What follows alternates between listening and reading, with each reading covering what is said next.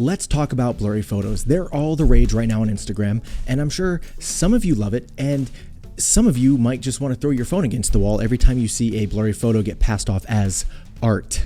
Look, I get it. I'm in both camps. I've been wondering recently, hey, is this just a trend that's going to die off pretty soon and is soon going to be seen as the same as selective color was back in like 2005? You remember that?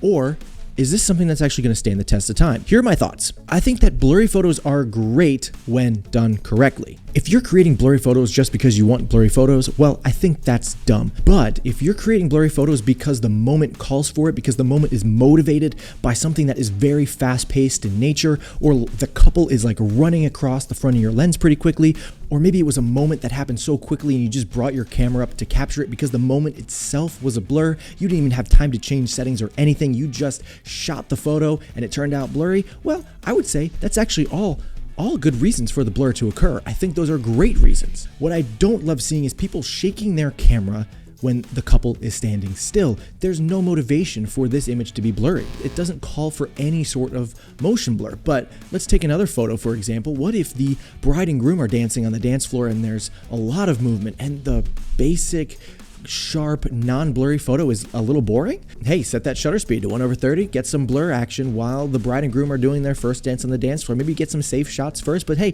let's feel free to experiment. Let's take a look maybe at the dance floor in general during the rest of the night. People are moving like crazy, body parts are flailing everywhere, drinks are spilling, everyone's having a great time, they're dancing the night away. They're probably even feeling a little bit of blur because of the alcohol they've had. So I would say that's a great reason for blur to happen. But please don't just put your couple standing there, noses together, and then take a picture and shake your camera around. Like, please don't do that. That's no, please. Look, if it's blurry because the bride is dancing with her husband and I wanted to capture the motion of that moment, then that to me is a good reason.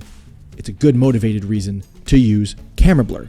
So next time you're trying to replicate a trend like blurry images, ask yourself, is the use of blur motivated, or am I just trying to follow a trend to fit in to what I see on Instagram? Just my thoughts on this topic. If you disagree, please let me know in the comments. And look, I have 52 emails that I am ready to send out to you. All right, one every week for an entire year. So if you want to jump on that, there's a bunch of tips in there for wedding photographers every single week.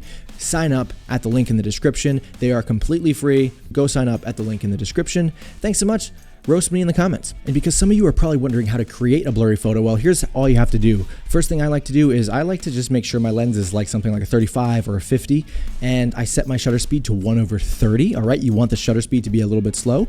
All right, make sure that whatever is happening in your image, something is moving, somebody is moving, because you're gonna wanna follow them with the camera, okay? You're gonna follow your subject, you're gonna stop down your aperture probably to somewhere between 4 and 8, somewhere in that range. 5.6 is probably a pretty good safe medium there, and adjust your ISO to make sure that your exposure is okay. This is very easy to do now with mirrorless cameras with electronic viewfinders, and you're just going to take that picture and you're going to get some blur. The shutter is going to drag as you follow the couple across your lens or whatever is happening. But again, please do not shake your camera while the couple is standing still. Please don't do that. But that's how you take a blurry image. It's really, really simple. I've done it on film and I've done it on digital, and it's easier on digital for sure, but still works. That's pretty much the basic approach to how to get a blurry image.